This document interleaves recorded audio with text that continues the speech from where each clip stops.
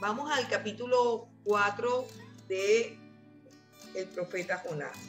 Dice la palabra del Señor. Vamos a leer el capítulo completo primero y después vamos por partes. Dice, pero Jonás se apesadumbró en extremo y se enojó y oró a Jehová y dijo, ahora, oh Jehová, ¿no es esto lo que yo decía estando aún en mi tierra?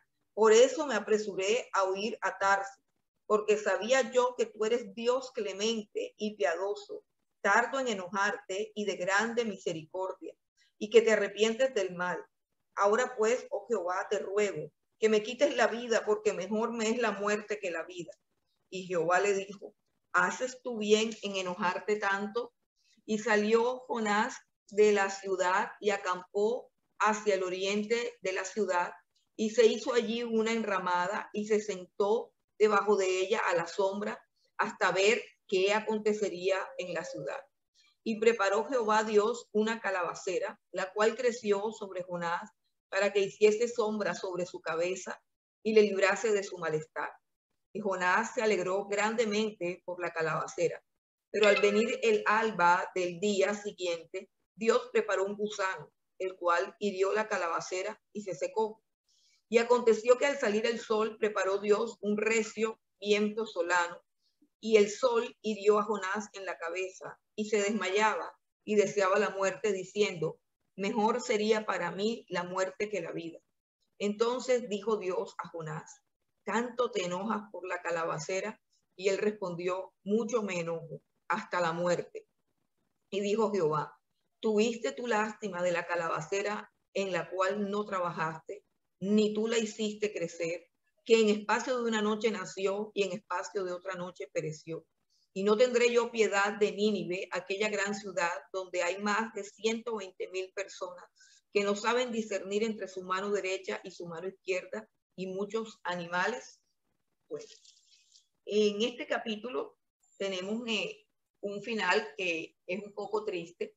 Es un poco triste porque este profeta, después de lograr lo que quizás cualquiera de nosotros pudiese desear, que todo un pueblo o que toda una ciudad, una gran ciudad, se arrepientan de sus pecados y se salven, porque ese es el espíritu del evangelio, ese es el espíritu del Señor Jesucristo, ese debe ser el espíritu de la iglesia y ese debe ser el espíritu del creyente. Pero en Jonás había algo diferente que lo incapacitaba para disfrutar del privilegio que tenía para con Dios, para disfrutar de el hecho de tener un propósito, de que Dios tuviese un propósito con su vida, de que Dios le entregase una misión como esta. Él no podía valorar su vida, él no podía disfrutar de todo lo que Dios le había dado, porque en su corazón había enojo. Ya conocemos toda la historia de Jonás y todo lo que él en su terquedad y en su obstinación hizo para evadir el llamado de Dios, para ignorar lo que Dios le estaba pidiendo, para desobedecer su palabra, todo lo que él hizo en su rebelión, en su obstinación y todo lo que le costó esta vida de rebelión, todo el sufrimiento y toda la angustia, las desgracias y los miedos que había podido ocasionar a otras personas ajenas a esta situación. Todo ese asunto de haber tenido que ser echado al océano, de haber sido tragado por un gran pez, todo lo que él sufrió, todos sus miedos y todas esas angustias, porque por su rebeldía, por su obstinación, por su desobediencia, por la dureza de su corazón, porque aquí lo que tenemos es un hombre que tiene un corazón duro. Pero cuando se tiene el corazón duro, uno no sabe que se tiene el corazón duro. Uno sabe que se tiene el corazón duro cuando Dios se lo ablanda. Cuando Dios quebranta a una persona es cuando esa persona sabe que su corazón es duro. Cuando una persona no ha sido quebrantada, esa persona piensa que no tiene un corazón duro, sino que simplemente tiene la razón. Y a pesar de que Jonás había sufrido mucho, y a pesar de que había sido quebrantado, y a pesar de que había sido disciplinado, persiste en él el enojo, persiste en él la dureza, persiste en él la rebelión. Bueno, Yo pienso que este libro de Jonás fue escrito para que nosotros examinásemos nuestro corazón acerca de esta emoción tan negativa y tan destructiva para el ser humano como es el enojo. Cuando hablamos del enojo, hablamos de una emoción que en sí misma no es pecaminosa, porque también podemos hablar, por ejemplo, de la ira de Dios y podemos hablar del enojo de Dios, y ambos términos tienen que ver con su justicia y con su santidad. Dios se enoja por la iniquidad, por el pecado, por la desobediencia, por la maldad. Cuando se habla del concepto de la ira de Dios, se está hablando prácticamente de la justicia divina, del hecho de que Dios, por ser santo, no puede pasar por alto el pecado, la injusticia ni la maldad, sino que está obligado para con su propia justicia, para con su propia santidad, está obligado a castigar el pecado, está obligado a reprender, está obligado a detener el mal cuando él así lo considere necesario. Entonces, en sí mismo, el enojo no es malo, porque sería malo que nosotros no nos enojáramos por la injusticia. Por ejemplo, sería malo que fuésemos indiferentes cuando un hombre está maltratando a un animal indefenso, o cuando un hombre fuerte está maltratando a un niño, o cuando se está robando algo que le pertenece a los pobres. Es decir, sería completamente injusto, inhumano y anormal que nosotros no experimentásemos el enojo como una emoción que es propia del ser humano y que es la manera como Dios puso en nuestro corazón, que nos indignásemos ante la injusticia, que nos indignásemos ante la maldad, ante la iniquidad. Entonces, como tal, el enojo no es en sí mismo malo, pero el hombre pecador, el hombre caído, no tiene la facultad de direccionar ese enojo de una manera correcta, de una manera santa, de una manera pura. Y de eso es lo que se trata aquí, de cómo manejamos el enojo, que podamos entender que nuestro enojo está contaminado por nuestra inclinación hacia el pecado. O sea que muchas veces, y la mayoría de las veces, nosotros nos enojamos es por nuestro propio egoísmo y por nuestro propio orgullo. O sea, cuando nos enojamos porque nos maltratan, porque no nos tienen en cuenta, porque no nos podemos salir con la nuestra, porque no se pueden hacer las cosas a la manera que queremos y en el momento en que queremos. Entonces, casi siempre nuestro enojo no es un enojo santo, no es un enojo correcto. Y para eso tenemos muchos versículos en la Biblia que lo dicen claramente. Yo quiero que vayamos primero a Santiago capítulo 1 y vamos a leer el versículo 19 y 20. Santiago 1, 19 y 20.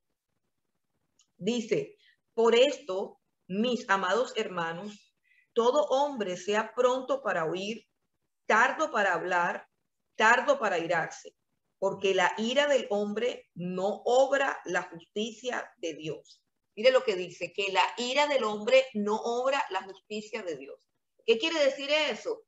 Que siempre que estemos enojados o airados, debemos quedarnos quietos, porque lo que vayamos a hacer en medio del enojo y en medio de la ira, en medio de la rabia, nunca será justo, nunca será correcto. En otras palabras, no actúes guiado por el enojo, no tomes decisiones controlado por el enojo. Tenemos que ubicar bien el enojo en nuestras vidas y en nuestros corazones para que no sea el enojo el detonante de nuestras acciones o de nuestras decisiones, porque eso nos llevaría al pecado, porque el enojo de los hombres no opera la justicia de Dios. Es decir, no siempre que estemos enojados es nuestro enojo justo o correcto o santo. Vamos a otro versículo que habla del enojo. Vamos a Eclesiastés capítulo 7, versículo 9. Eclesiastés capítulo 7, el versículo 9. Dice la palabra del Señor: no te apresures en tu espíritu a enojarte, porque el enojo reposa en el seno de los necios. el enojo reposa en el seno de los necios. ¿Qué quiere decir eso? Que el enojo siempre nos llevará a la necedad. ¿Qué es la necedad? Cometer errores, ser imprudente, decir cosas, apresurarnos a hacer cosas de las cuales nos vamos a arrepentir después y ya no hay vuelta atrás, ya no hay forma de solucionarlo. El enojo reposa en el seno de los necios. Los necios son los que actúan por enojo. Vamos a otro texto que tenemos. Bueno, ese texto lo conocemos, que es Efesios 4:26, que dice, Efesios 4:26 dice, airaos, pero no pequéis. No se ponga el sol sobre vuestro enojo. En este texto, que es el más conocido de todos, airaos significa que es imposible no enojarnos mientras vivamos en un entorno como en el que vivimos, mientras vivamos en una sociedad llena de injusticia, mientras vivamos en un mundo caído, es imposible no airarnos, es decir, no sentir el enojo en un momento dado.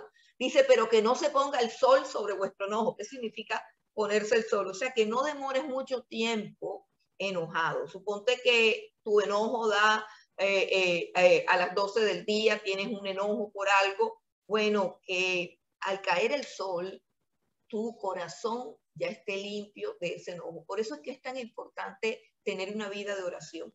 Por eso es que es tan importante tener que recurrir al trono de la gracia continuamente durante el día.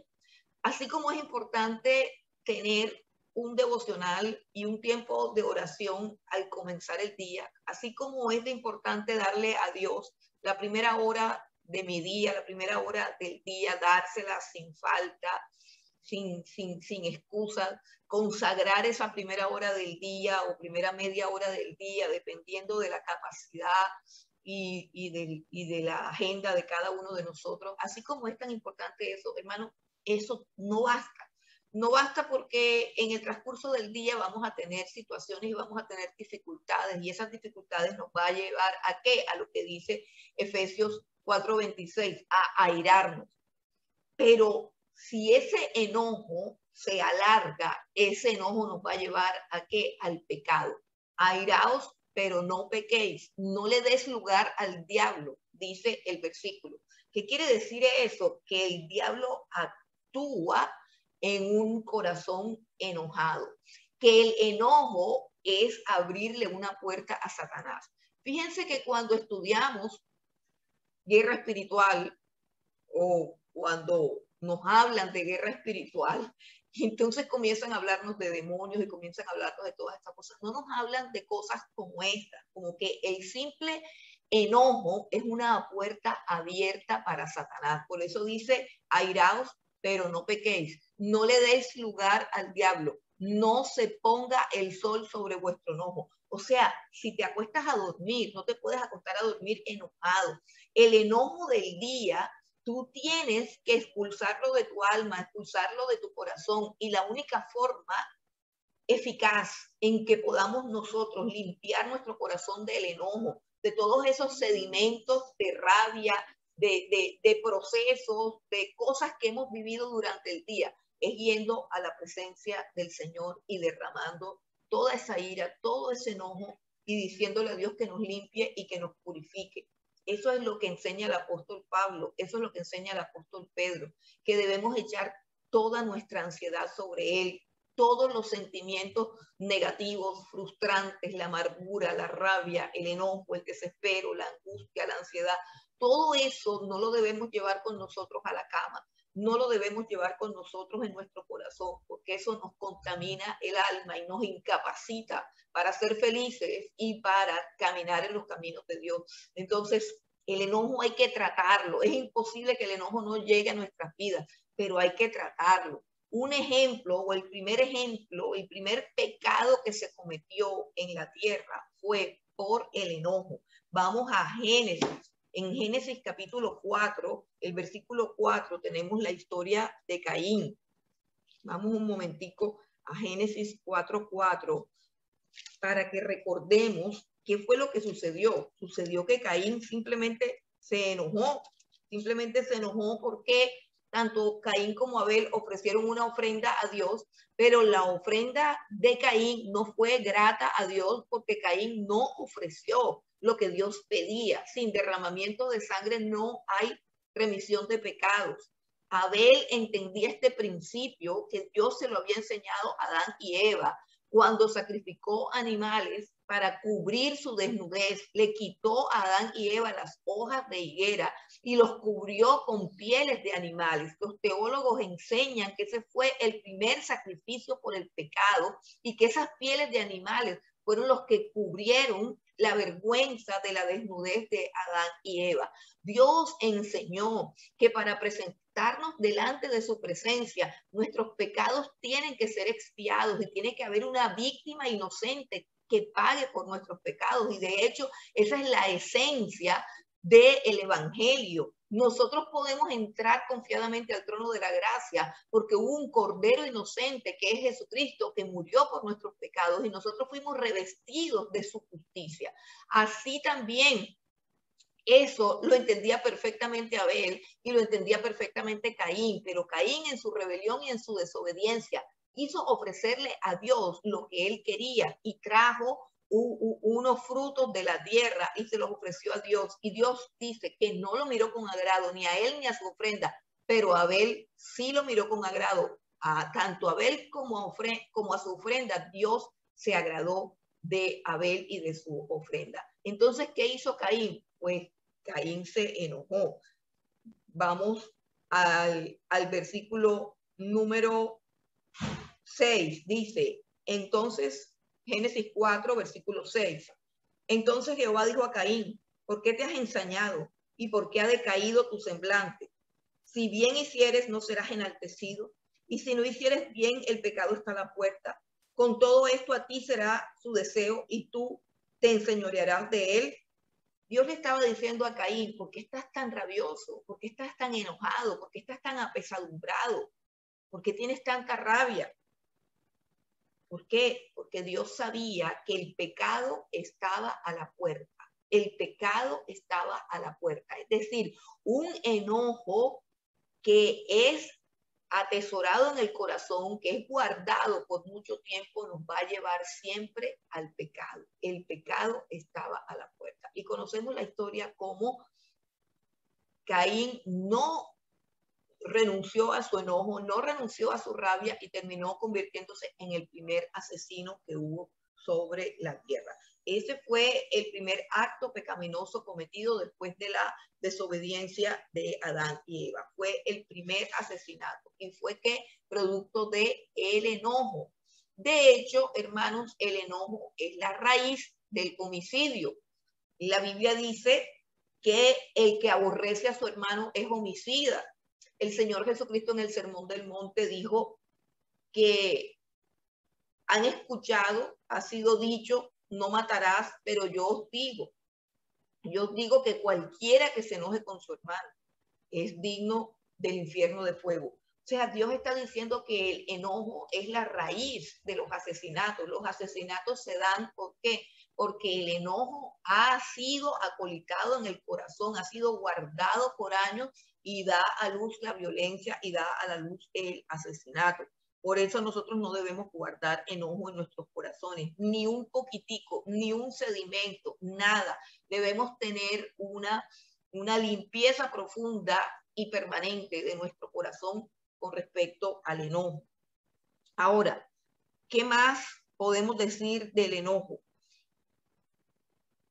Hay personas que viven continuamente enojadas y están enojadas por todo, están enojadas porque hace calor, están enojadas porque les duele la cabeza, están enojadas porque hace frío, están enojadas porque ganan poco en su trabajo, están enojadas porque tienen mucho trabajo, están enojadas porque no tienen trabajo, están enojadas porque alguien se pasó en la cola del banco, están enojadas con el vecino porque le pisó las plantas. Hay gente que vive enojada y que guarda enojo por mucho tiempo. Ahora, nosotros creemos que el enojo lo tienen solamente las personas que gritan o las personas agresivas o las personas violentas. Nosotros relacionamos el enojo o medimos el enojo por las reacciones, pero no todas las personas reaccionan o expresan su enojo de una manera ofensiva, agresiva o violenta. ¿Qué quiero decir con esto? Que nosotros no podemos creer que si una persona es callada, que si una persona es introvertida, que si una persona aparenta mansedumbre, esa persona no tiene enojo en su corazón. No. Hermanos, el enojo es un sentimiento interno. El enojo es un sentimiento del alma, es un sentimiento del corazón. Los temperamentos de las personas son diferentes, pero todas las personas batallan con el enojo porque es una emoción intrínseca del ser humano, es una emoción normal e inherente al ser humano. Ahora, no todos los seres humanos son agresivos, son ofensivos o son violentos. Esto depende de su temperamento, es decir, de la forma como expresan el enojo. Hay personas que no expresan el enojo con gritos ni con ofensas, sino que expresan su enojo apartándose, retrayéndose, ensimismándose, alejándose, enajenándose. Otros expresan su enojo encerrándose en un cuarto, llorando de la rabia, porque se puede llorar de la rabia.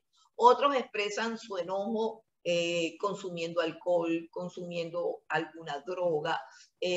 Otros expresan su enojo haciéndole daño a otras personas. Es decir, hay diferentes maneras de expresar el enojo. No pensemos que porque yo no grito, que porque yo no le pego a nadie, que porque yo no insulto a nadie, que porque yo no soy una persona agresiva ni ofensiva, entonces yo no tengo enojo en el corazón. No, muchas personas cargan y arrastran con un enojo viejo por los siglos y por permanecer calladas sin expresar ese enojo terminan enfermándose, termina saliéndole un cáncer, termina saliéndole una úlcera, termina dándole gastritis, termina dándole enfermedades depresivas, enfermedades psicosomáticas, enfermedades de ansiedad, de temor, de miedo. ¿Por qué? Porque el enojo es una emoción vital que nosotros tenemos que aprender a manejar. No se trata de reprimirlo, sino de canalizarlo y sacarlo, dejarlo ir, que el enojo no quede en nuestro corazón por más tiempo del momento en que suceden las cosas.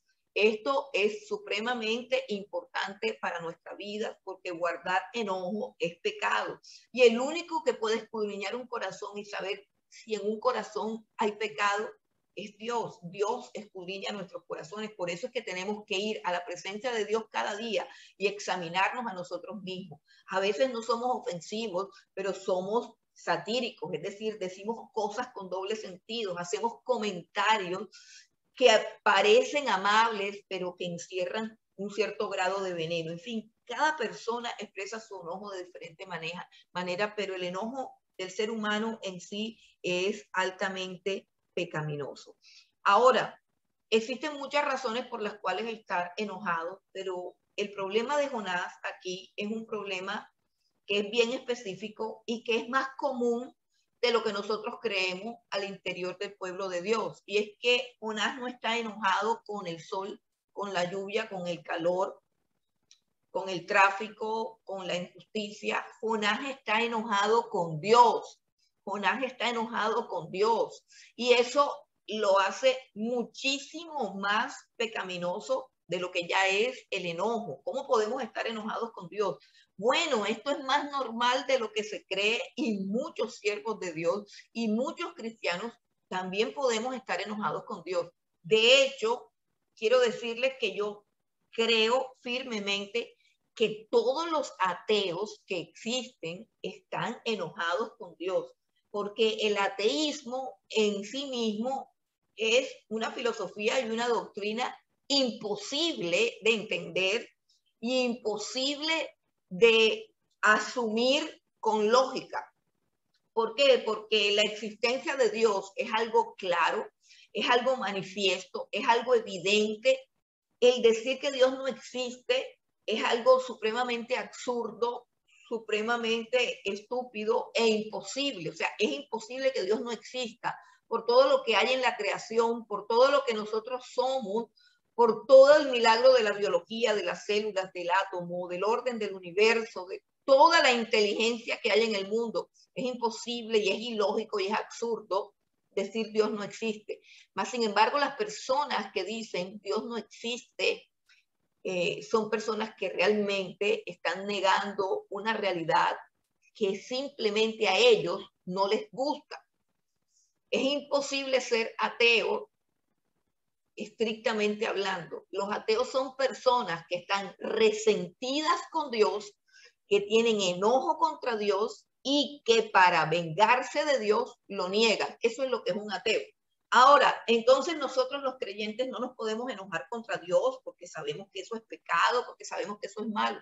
No, nosotros los creyentes también nos enojamos contra Dios, solamente que disfrazamos ese enojo, solamente que no queremos reconocerlo porque es peligroso reconocer que estamos enojados contra Dios. Es algo así como que, oh, mira qué perverso soy y cuán perdido estoy, enojado yo contra Dios.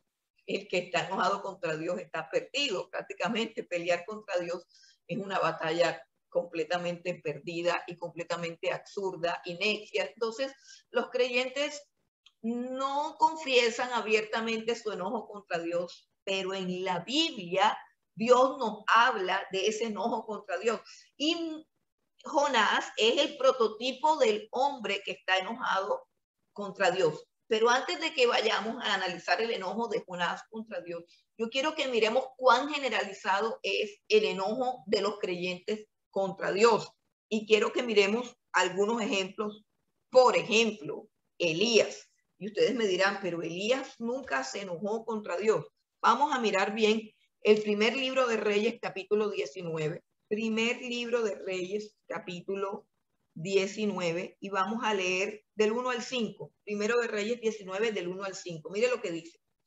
Acab dio a Jezabel la nueva de todo lo que Elías había hecho y de cómo había matado a espada a todos los profetas. Esto fue cuando Elías tuvo aquella gran victoria, que el fuego descendió y él había dicho que el Dios que respondiera con fuego era el Dios verdadero, y mientras que los profetas de Baal, 400 profetas de Baal, invocaban a Baal, Baal nunca respondió. Pero cuando él invocó a Dios, el fuego se derramó y él le cortó la cabeza a todos los profetas de Baal. Versículo 2, primero de Reyes 19, 2.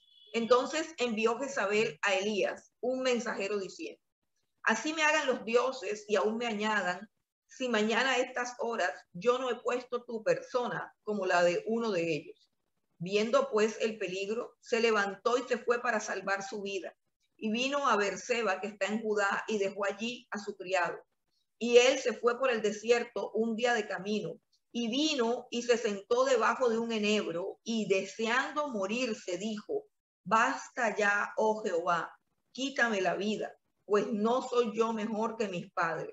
Y echándose debajo del enebro, se quedó dormido. Y aquí luego un ángel le tocó y le dijo: levántate, come. Entonces él miró y aquí a su cabecera una torta cocida sobre las aguas y una vasija de agua, y comió y bebió y volvió a dormirse. Y volviendo el ángel de Jehová la segunda vez lo tocó diciendo: levántate y come, porque largo camino te resta. Se levantó pues y comió y bebió, y fortalecido con aquella comida caminó 40 días y 40 noches hasta Horeb, el monte de Dios. Y allí se metió en una cueva donde pasó la noche. Y vino a él palabra de Jehová, el cual dijo: ¿qué haces aquí, Elías? Él respondió: he sentido un vivo celo por Jehová, Dios de los ejércitos, porque los hijos de Israel han dejado tu pacto, han derribado tus altares, han matado a espada a tus profetas, y solo yo he quedado y me buscan para quitarme la vida.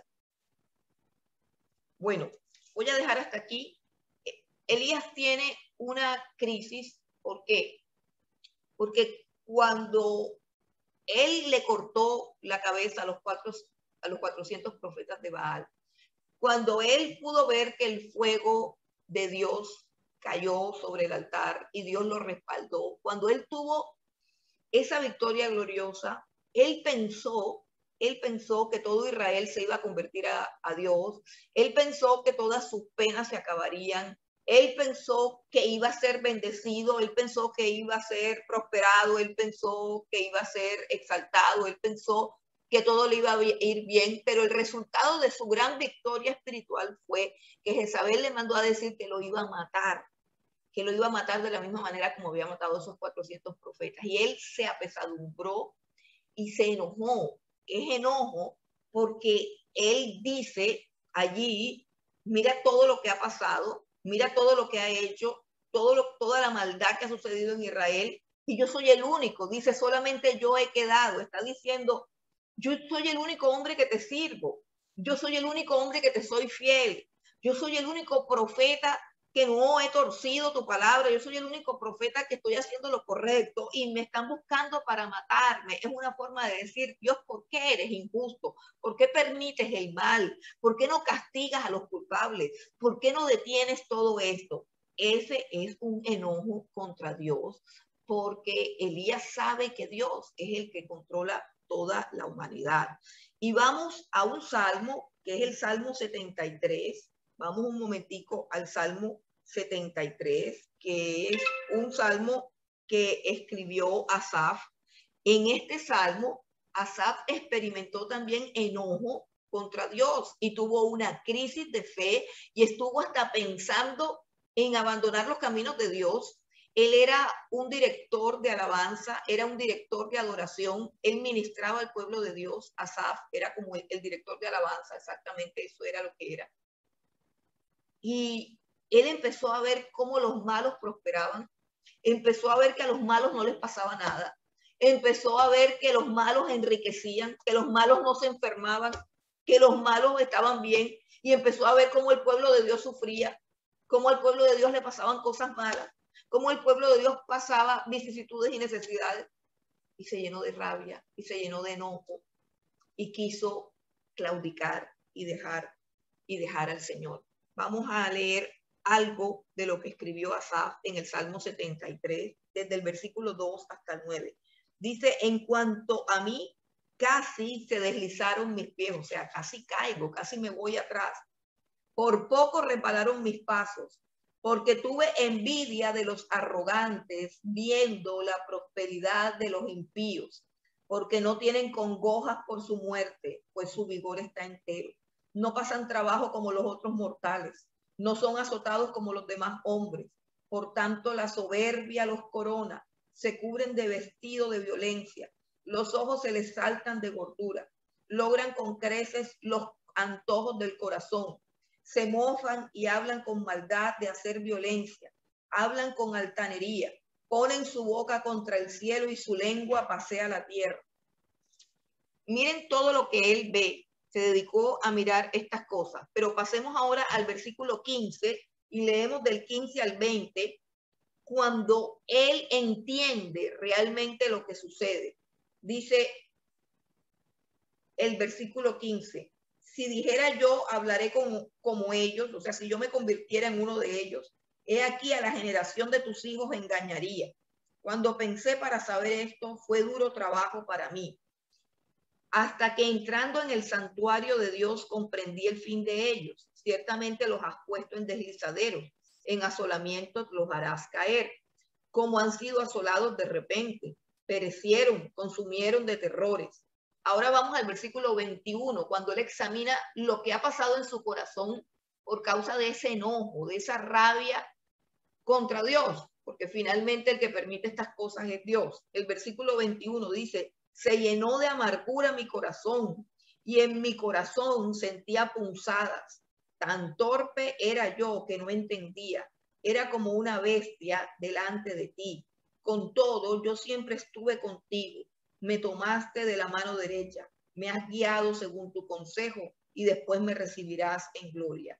¿A quién tengo yo en los cielos sino a ti? Y fuera de ti nada deseo en la tierra. Pero a esa conclusión llegó cuando él buscó el rostro de Dios, cuando él entró en el santuario de Dios, cuando él derramó su pecado y se expresó delante de Dios con toda su ira, con todo su enojo, y Dios le hizo entender que las personas que no sufren en esta tierra, que las personas que les va bien en esta tierra y que no conocen a Dios, van a tener una eternidad terrible de sufrimiento, de angustia y dolor, mientras que Él puede gozar de su presencia y de sus bendiciones. muchos hombres y muchos de nosotros experimentamos ese enojo supuesto contra algunas circunstancias de la vida, pero que realmente es enojo contra Dios.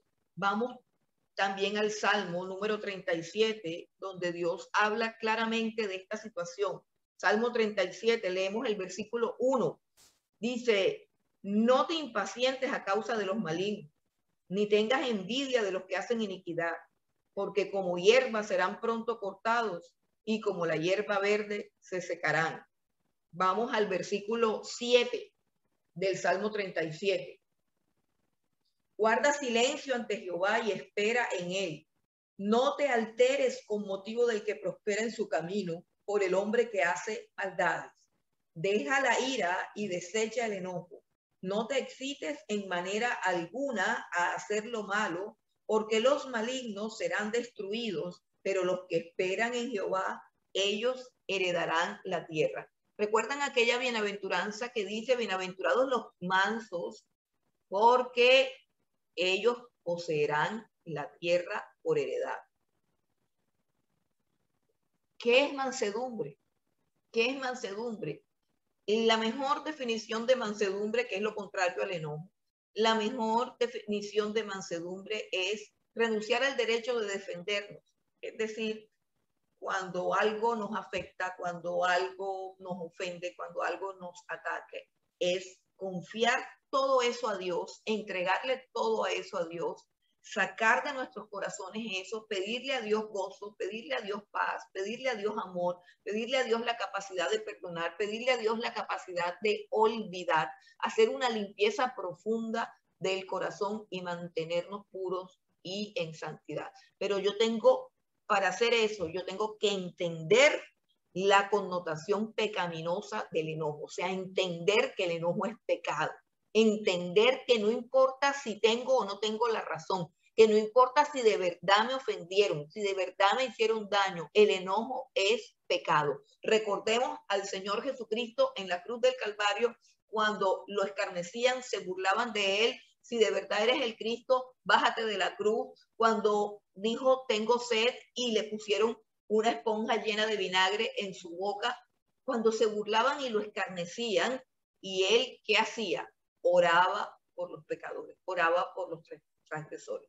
Recordemos también al primer mártir del evangelio, que fue Esteban, quien también murió apedreado, orando y pidiéndole a Dios, Señor, no les tengas en cuenta ese pecado. ¿Es posible? Sí, es posible. ¿Es posible que tengamos el sentir de Cristo? Es posible. Tenemos el Espíritu Santo, pero batallamos con nuestra carne y batallamos con el enojo. Y el enojo, sobre todo, porque nos han ofendido, porque nos han maltratado, porque no nos saludaron, porque no nos atendieron, ese enojo es altamente pecaminoso. Por eso tenemos que renunciar a ese enojo. Ahora, miremos entonces el enojo de Jonás. Vamos al enojo de Jonás. Vamos a ver la magnitud del enojo de Jonás. El detonante, ¿cuál fue? Vamos a mirar primero el detonante. ¿Qué fue lo que hizo que Jonás definitivamente se enojara por completo? Dice el capítulo 4, pero Jonás se apesadumbró en extremo y se enojó. ¿Qué sucedió? Sucedió que Nínive se arrepintió. Recordemos lo que hizo Jonás. Recorrió un tercio de la ciudad de Nínive, predicando de aquí a 40 días Nínive será destruida. Ese era su evangelio, esa era su predicación. Lo hizo casi que sin ganas, lo hizo casi que sin pasión, solamente completó un tercio de su trabajo, no recorrió toda la ciudad, pero la noticia corrió más rápido de lo que sus pies podían caminar y toda la ciudad se arrepintió y todos ayunaron buscando el perdón y la misericordia de Dios. El capítulo 3, si retrocedemos al capítulo 3, el versículo 10 dice, y vio Dios lo que hicieron. El arrepentimiento de Nínive fue claro, fue visible y lo llevó a un acto real y genuino de ayuno y de humillación delante de Dios buscando su perdón. Y el versículo 10 del capítulo 3 dice, vio Dios lo que hicieron los habitantes de Nínive, que se convirtieron de su mal camino, o sea que hubo una conversión genuina y real. No solamente lloraron y pidieron perdón, sino que dejaron de hacer lo malo. Que se convirtieron de su mal camino y se arrepintió del mal que había dicho que les haría y no lo hizo. Todo ese proceso fue durante 40 días. Recuerdan que el mensaje de Jonás es de aquí a 40 días Nínive será destruida. Y en un solo día de predicación de Jonás, el mensaje recorrió toda la ciudad de boca en boca y hasta el rey de Nínive se arrepintió y decretó ayuno nacional. Jonás se apartó de la ciudad, se puso a lo lejos y empezó a mirar qué sucedía con la ciudad y qué era lo que sucedía al interior de la ciudad. Jonás se debió haber quedado dentro de la ciudad, a mi parecer. Muy humildemente lo digo, se debió quedar. Número uno, no había terminado su labor, solamente había predicado un día de camino y la ciudad medía 3 días de camino. Y la ciudad completa fue evangelizada por causa del boca a boca, del voz a voz, pero no por un trabajo completo que haya hecho Jonás. Él abandonó su trabajo a mitad de camino, un tercio de su trabajo, se apartó, se sentó a lo lejos, instaló como una enramada, ¿cierto?, para cubrirse, así que parece que alrededor de Nínive es puro desierto. Él hizo una enramada para cubrirse del sol y observaba desde ahí la ciudad de Nínive. La observaba esperando que cayeran truenos, que cayeran relámpagos, que cayera fuego, que fuese incendiada, que hiciese, que fuese, es decir, él corrió de Nínive porque él estaba esperando que cayera un juicio de parte de Dios en Nínive. Y lo más seguro fue que corrió de Nínive para salvar su vida porque él decía, estos hombres son tan malos, estos hombres son tan perversos que no se van a arrepentir y Dios los va a destruir. Entonces yo me voy corriendo y él se fue corriendo y se hizo a lo lejos, pero a una distancia que le permitiera ver qué sucedería con la ciudad. Eso es lo que dice allí en el versículo 4, dice que vio Dios que se convirtieron y eso no lo vio Jonás. O sea, al interior de la ciudad, esta predicación, la palabra de Dios que es viva y eficaz, empezó a operar en los corazones, en el corazón del rey, en el corazón de todos los habitantes, y todos hicieron un ayuno, todos se humillaron y se apartaron de sus malos caminos, o sea, dejaron de hacer lo malo por 40 días, que era el plazo. Y pasaron los 40 días y Jonás está acá de lejos, esperando que la ciudad sea destruida, y no fue destruida. Entonces, cuando pasaban los días y pasaban los días, el día 1, el día 2, el día 4, el día 10, el día 20, el día 25, y Jonás no pasa nada, no pasa nada, y él miraba la ciudad y no pasa nada, no caen rayos, no caen truenos, no cae fuego, no se desmoronan las casas, no está sucediendo nada. Llegó el día 40 y no sucedió nada. El enojo de Jonás iba creciendo, la ira y el enojo, porque él miraba y no pasaba nada. La ciudad estaba en paz. Él no estaba participando de lo que estaba sucediendo al interior, de ese avivamiento, de ese despertar espiritual, de ese arrepentimiento. No lo pudo disfrutar, no lo pudo disfrutar porque él lo que quería era que hubiese un juicio. ¿Por qué él quería que fuese un juicio? Porque la predicación de Jonás era de aquí a 40 días Nínive será destruida, y él lo que quería era que Nínive fuera destruida para él poder decir, yo lo anuncié, yo lo dije, para él poder decir, soy el protagonista de esta historia, soy el profeta que profetiza y lo que profetiza se cumple. Eso era lo que él quería, caminar por los escombros, por las ruinas de Nínive y decir, yo fui el profeta que anunció este acontecimiento. Eso era lo que él quería, pero no era lo que Dios quería.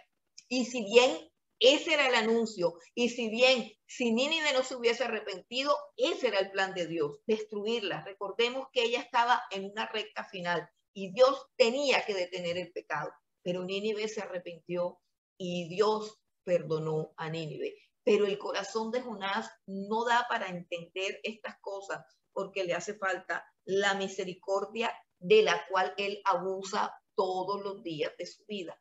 Él abusa de la misericordia divina. Ese es el problema de Jonás. Miren lo que dice el versículo 2. Y oró a Jehová y dijo, ahora, oh Jehová, ¿no es esto lo que yo decía? Si ven otra vez la frase, ves Dios, yo te lo dije. Esta es la frase que él quería pronunciar sobre los escombros de Nínive. Se los dije y fueron destruidos. Ahora él usa esa frase para con Dios y está diciéndole a Dios, yo sabía que tú ibas a hacer eso. Esto era lo que yo decía. Por eso me fui a Tarsis. Por eso no quise hacer. Entonces, miren lo que está pasando con el enojo de Jonás.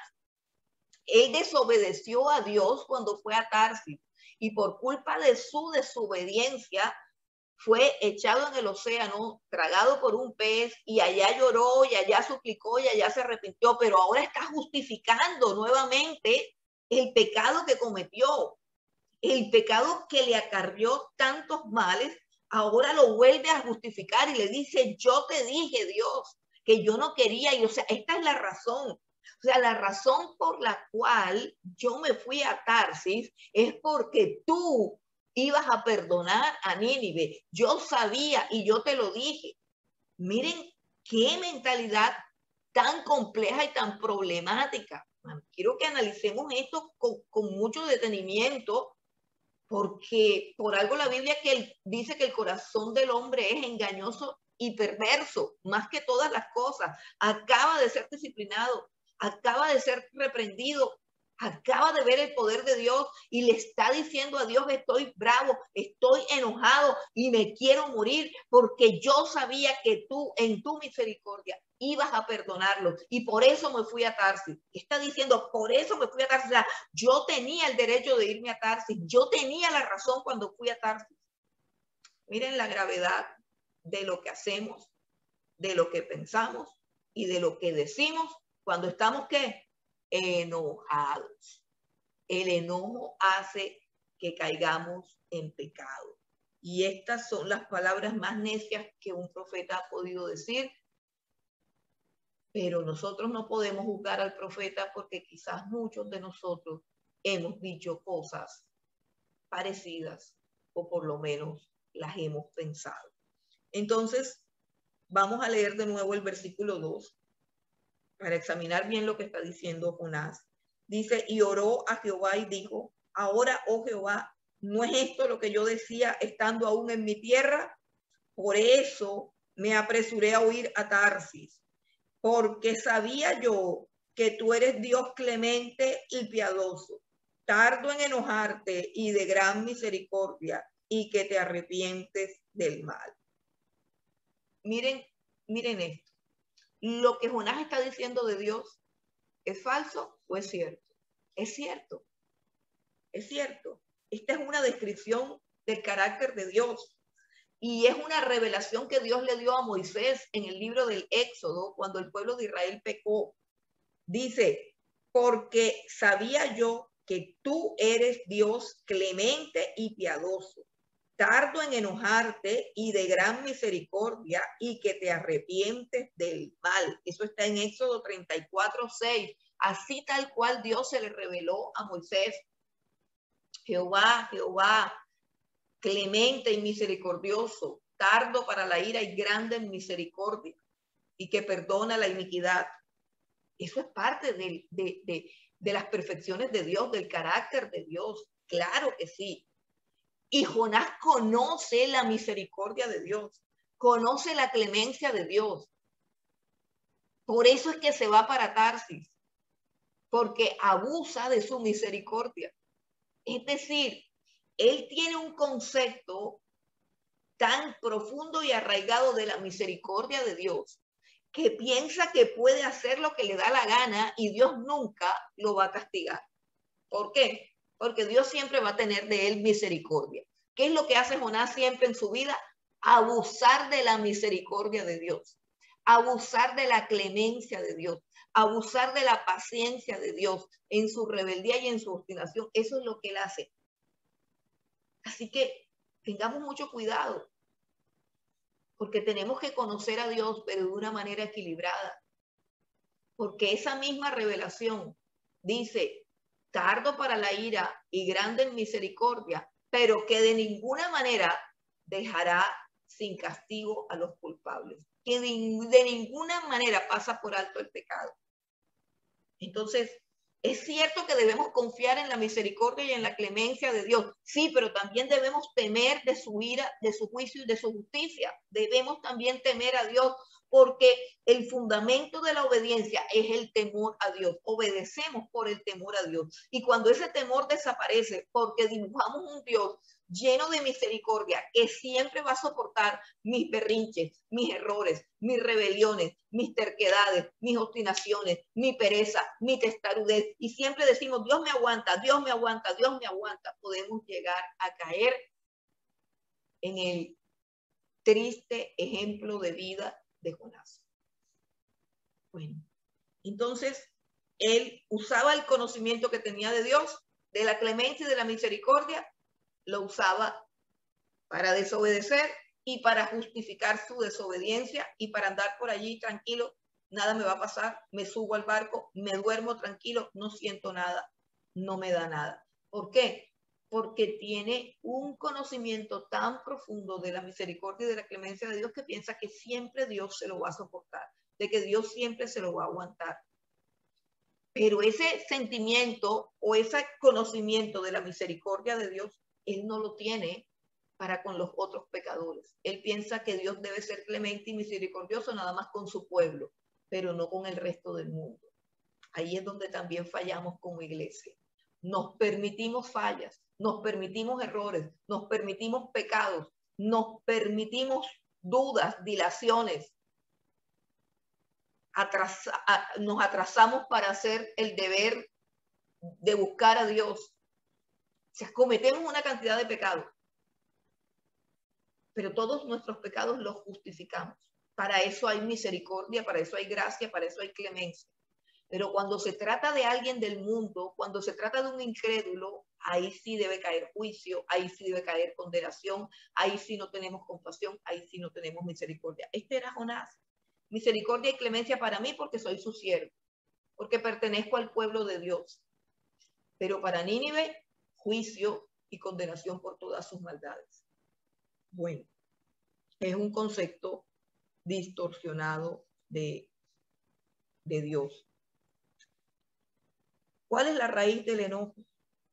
La raíz del enojo es el egoísmo y la envidia, la incapacidad para pensar en los demás, la incapacidad para perdonar, la incapacidad para ponerse en los zapatos de otro, una vida centrada en el logro personal, frustración y rabia por no haber logrado lo que yo anhelo. El problema con Jonás es que para él el éxito ministerial no eran almas ganadas, sino almas destruidas.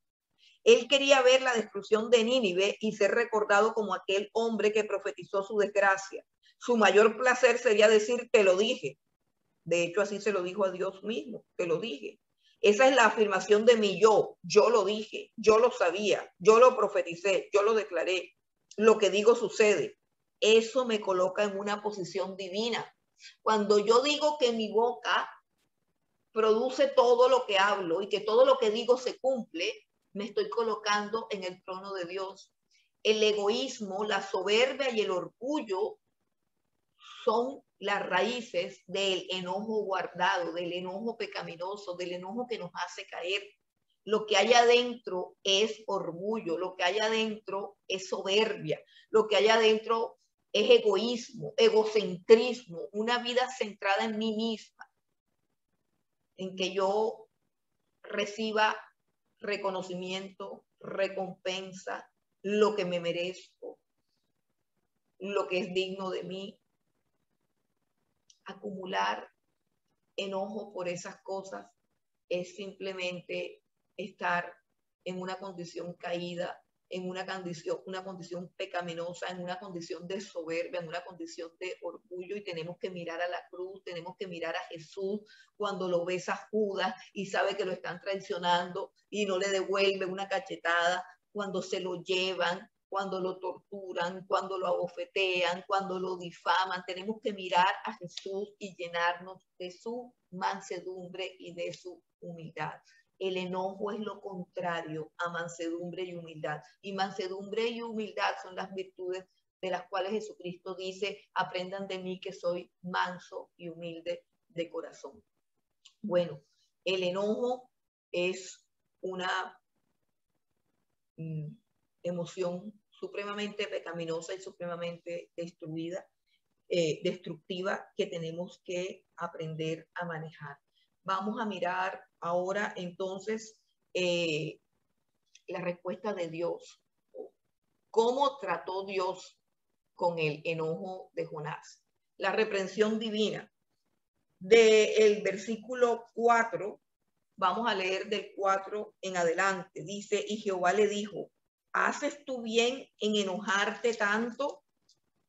Y salió Jonás de la ciudad y acampó hacia el oriente de la ciudad y se hizo una enramada y se sentó debajo de ella a la sombra hasta ver qué acontecería en la ciudad. Y preparó Jehová una calabacera, la cual creció sobre Jonás para que hiciese sombra sobre su cabeza y le librase de su malestar. Malestar producido ¿por qué? Por su rabia, por su enojo, porque no le pasaba nada a Nínive. Y Jonás se alegró grandemente por la calabacera. Vemos aquí en Jonás un hombre inmaduro, incompetente para manejar sus emociones, que pasa de la rabia a la alegría por cualquier cosa. En este caso, una calabacera, dicen que es como, él había hecho una enramada. A ver si nos imaginamos a Jonás. Salió de la ciudad porque no pasaba nada, porque empezó a ver que la gente se estaba arrepintiendo y él dijo: Dios nos va a perdonar. Salió corriendo, se puso lejos de la ciudad, hizo una enramada, o sea, hizo encima de él como una chocita, ¿cierto? De palos, de paja, tejió una chocita, y Dios hizo que en esa enramada creciera una calabacera, y la calabacera es una planta que se va enredando, entonces se va enredando en esa enramada. Entonces pensemos en todo eso, y esa calabacera que se enredaba ahí empezó a darle sombra y fresco a Jonás, y eso le produjo alegría, ver la calabacera que tapó toda esa enramada que él había hecho, la tapó. Nos podemos imaginar toda esa enramada cubierta de hojitas verdes, los ricos que se sentía Jonás ahí dentro de esa enramada, cómodo, esperando que destruyeran a Nínive, pero en fin, ahí estaba como que en una sala VIP, disfrutando, y se le pasó la rabia. Se le amortiguó la rabia y experimentó una sensación de alegría momentánea. Pero miren lo que dice la Biblia aquí en el versículo 7, que es supremamente interesante. Esto dice: pero al venir el alba del día siguiente, Dios preparó un gusano, el cual hirió la calabacera y se secó. Dios preparó un gusano que se comió la planta. La planta se secó, le salió un gusano, se secó la planta, y luego al día siguiente comenzó a soplar la brisa. No sé si de pronto la enramada que él había hecho pues tambaleó, pero el asunto es que el sol hirió a Jonás en la cabeza, y este se desmayaba, y otra vez le dio ira, y otra vez le dio rabia, y otra vez se quería morir. Dice: aconteció, versículo 8, y aconteció que al salir el sol preparó Dios un recio viento solano, y el sol hirió a Jonás en la cabeza, y se desmayaba y deseaba la muerte, diciendo: mejor sería para mí la muerte que la vida. Subrayen todas las frases que dice Dios preparó. Por ejemplo, el versículo 6 dice: y preparó Dios una calabacera, la cual creció sobre Jonás. El versículo 7 dice: pero al venir el alba del día siguiente, Dios preparó. ¿Quién preparó el gusano? Dios preparó un gusano, el cual hirió la calabacera y se secó. Y aconteció que al salir el sol, preparó Dios un recio viento solano, y el sol hirió a Jonás en la cabeza y se desmayaba y otra vez se quería morir de la rabia. Miren qué interesante. Dios hizo crecer las calabaceras. Eso produjo sombra, fresco, alegría, paz, confort. Dios también preparó el gusano. El gusano se comió la calabacera. Dios también es el que hace salir el sol. Dios preparó un viento. ¿Qué nos está tratando de decir Dios con este libro? ¿Qué nos está tratando de decir Dios con el temperamento, con el carácter, hermano? Y cuando pienso en esto, pues la verdad yo me asusto. Yo soy de temperamento colérico y yo también batallo con el enojo. Creo que he avanzado mucho, pero eso está ahí latente. Y repito, porque yo sea colérica no quiere decir que las personas sanguíneas, melancólicas o flemáticas no experimenten enojo. Lo que quiero decir es que es más difícil para un colérico manejar esa emoción. Y estamos viendo a Jonás, que parece ser un melancólico, porque el melancólico es el temperamento que fluctúa, o sea que está alegre, está triste, está enojado. Ese temperamento que sube y baja, hoy estoy feliz, mañana me quiero morir, nuevamente me pongo feliz, nuevamente ese temperamento, el temperamento más fluctuante de los 4 temperamentos básicos que hay 4 temperamentos: coléricos, sanguíneos, flemáticos, colérico, sanguíneo, flemático, y ya se me olvidó el cuarto. ¿Cómo? Melancólico. Gracias, por acá me soplaron. Bueno, esos son los 4 temperamentos básicos. Y el más fluctuante de los 4 es el melancólico. Porque el melancólico experimenta todas sus emociones en el extremo. Es decir, cuando el melancólico está triste, se hunde en la tristeza. Cuando el colérico está rabioso, se deja. Cuando el melancólico está rabioso, se deja llevar por la rabia. Es decir, es muy temperamental, lo que llamamos temperamental. El colérico, cuando se enoja porque tiende a mantener el enojo continuamente. El colérico es un temperamento supremamente estable, pero es un temperamento muy fuerte. Y se queda calmado, pero llega un momento en que explota y es explosivo, es ofensivo y es agresivo. Entonces, este Jonás, a mi parecer, es exactamente un melancólico, o sea, un hombre que pasa de la rabia a la ira, de la ira a la alegría, de la alegría a la paz, y que actúa basado en sus estados de ánimo. Porque es que el problema no es el estado de ánimo en sí, porque todos tenemos que luchar. Toda la vida vas a luchar con tu temperamento, toda la vida vas a luchar con tu estado de ánimo, toda la vida vas a luchar con tus emociones. El problema es dejarse llevar por la emoción y no tener el fruto del espíritu, que es dominio propio, longanimidad. Dominio propio, longanimidad es largura de ánimo. Dominio propio es dominar el ánimo. Longanimidad es largura de ánimo, es decir, que permanentemente eres de un solo ánimo. Y dominio propio es cuando el ánimo se altera, puedes ejercer control en las alteraciones de ese ánimo. Bueno, este libro nos está enseñando que todas las cosas que pasan en la vida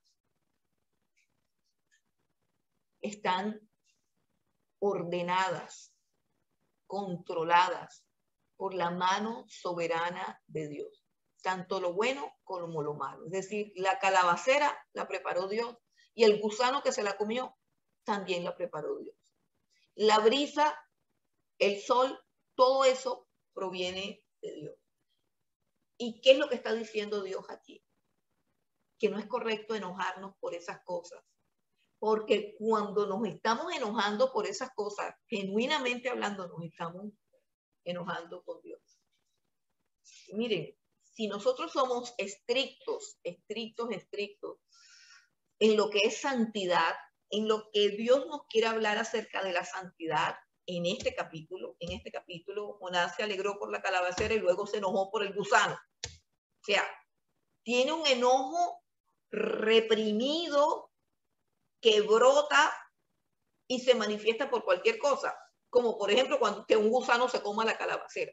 Y eso es lo que pasa con las personas que tienen enojo reprimido, que se tira a la puerta y gritan y forman un escándalo, y uno dice, pero si lo único que pasó fue que se tiró la puerta, o sea, vamos a ponerle algo a la puerta para que no se tire. Pero es que no es eso, es una carga de enojo que está en su corazón, que brota como un fuego por la más mínima cosa que pase. O sea, el más leve contratiempo hace que la persona desborde su enojo. Y eso es lo que le está mostrando Dios a Jonás. Mira, todo ese enojo y esa rabia que tú estás cargando desde hace años contra los ninivitas y contra todos los pueblos ajenos a tu tierra, a tu nación, todo el enojo y toda la rabia que le tienes a las diferentes personas, todo ese enojo y toda esa rabia brota si te pica un mosquito, si sale un gusano, si sale el sol, si se oculta el sol, por cualquier cosa estás enojado. Entonces, ¿qué nos quiere decir Dios aquí? Hombre, Él es el que controla todo. Cuando hace calor, cuando hace frío, Dios es soberano. Cuando sopla la brisa fría, cuando sopla la brisa helada, cuando llueve, esa lluvia fastidiosa que a veces cae, que lo único que hace es alborotar el calor, todo lo que sucede en la naturaleza, sea bueno o sea malo, el Dios soberano es quien lo controla. Y cuando nos enojamos con esas cosas, realmente nos estamos enojando contra Dios. ¿Qué quiere decir eso? Hermano, que todo enojo es pecado. El enojo de por qué se tiró la puerta, el enojo de por qué hace mucho calor, el enojo de por qué hay mucho tráfico, el enojo de por qué se volaron el semáforo, el enojo, todos los enojos no son santos delante de Dios. Si vamos a hablar de santidad, Dios quiere que mantengamos la calma y que mantengamos la paz, que mantengamos un corazón libre de enojo. Pero esas pequeñas cosas que pasan, es decir, se volaron el semáforo, se volaron en la fila del banco, llegué tarde porque había un trancón, la lluvia, el aguacero me cogió y me resfrié y me mojé, se me quemaron las tajadas, se me quemó la comida, se me quedaron las llaves, me tengo que devolver. Todos los contratiempos están puestos ahí para que nosotros podamos ver cómo estamos reaccionando. Cómo reaccionamos si alguien pasa y por descuido, por error, nos pisa. O por descuido o por error nos empuja o nos ignora. ¿Cómo reaccionamos ante las dificultades propias de la vida cotidiana, de cualquier día, de un día común y corriente?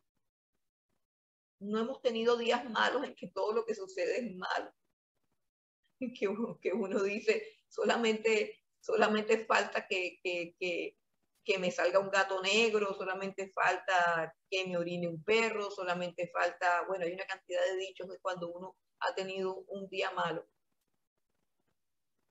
Pero esos días y esas cosas existen para que podamos conocer qué hay en nuestro corazón. Si nuestras reacciones son desproporcionadas, si nuestras reacciones son violentas, si cosas tan pequeñas e insignificantes como que hace calor, como que el tráfico está pesado, como que se me perdieron las llaves, cosas tan insignificantes como esas nos pueden llevar al enojo, a la rabia y a decir necedades. Entonces algo está pasando en nuestro corazón.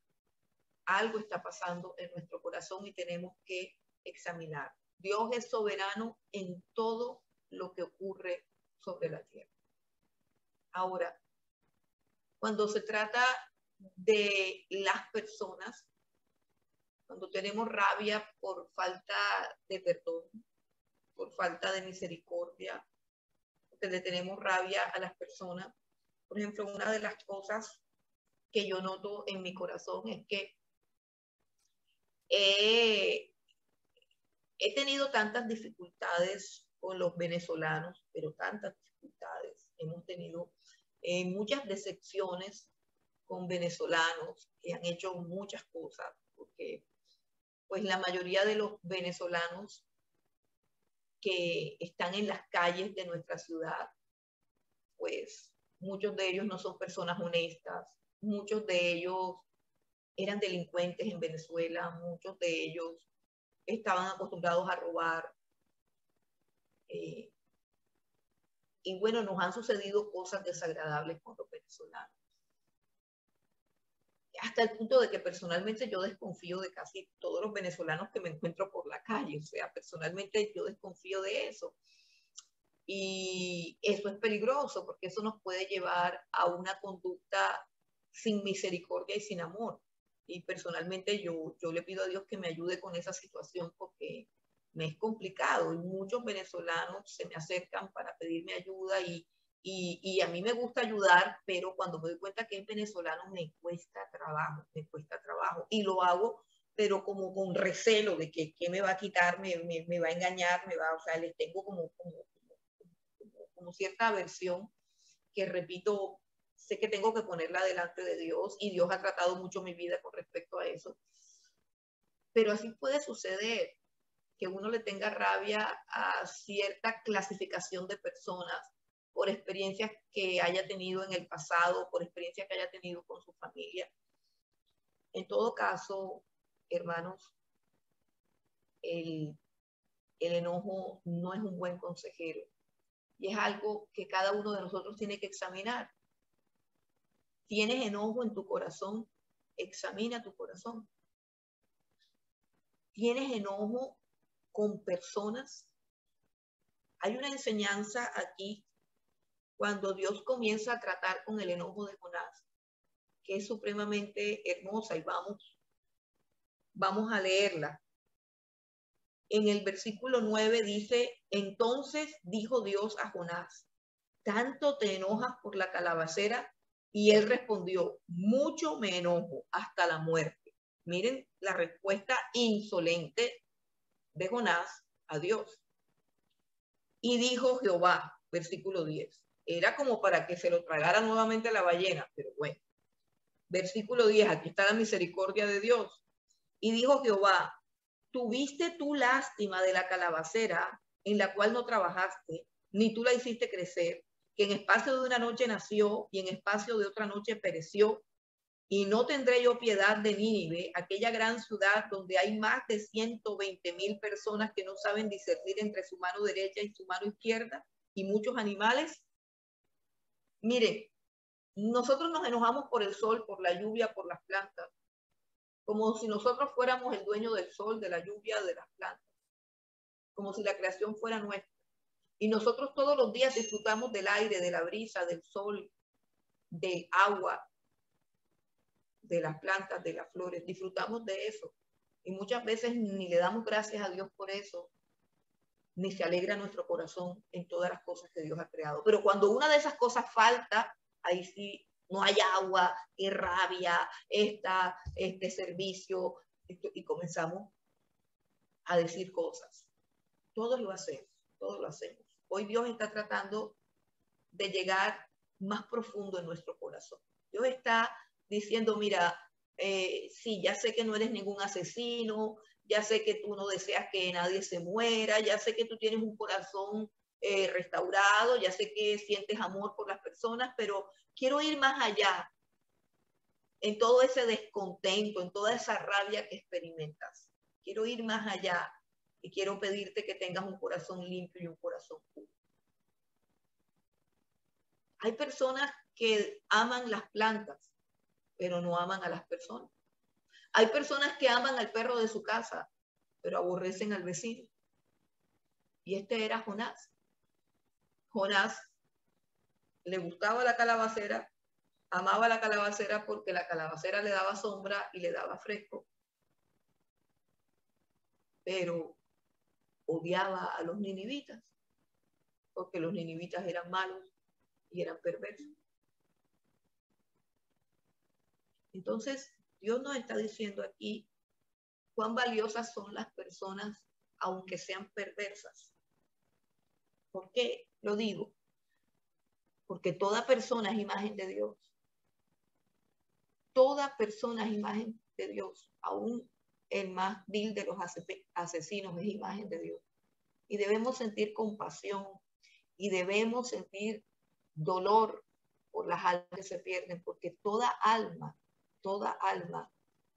es el resultado del aliento de Dios. Dios creó al hombre, lo amasó con sus manos y sopló sobre él aliento de vida, y el hombre fue un ser viviente y hizo al hombre a su imagen y semejanza. Por lo tanto, hay algo divino en el hombre.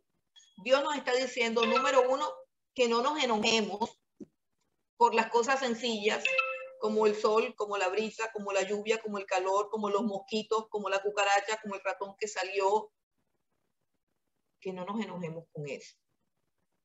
Y también nos está diciendo que si nos importa mucho el sol, la brisa, las plantas, las flores del jardín, y si nos importa todas esas cosas, también nos deberían importar las personas, que las personas son más valiosas que una planta, que las personas son más valiosas que los animales, que debemos tener especial misericordia con las personas, que debemos ser más compasivos, clementes y misericordiosos con las personas que con los animales, que con las plantas, que con las rosas.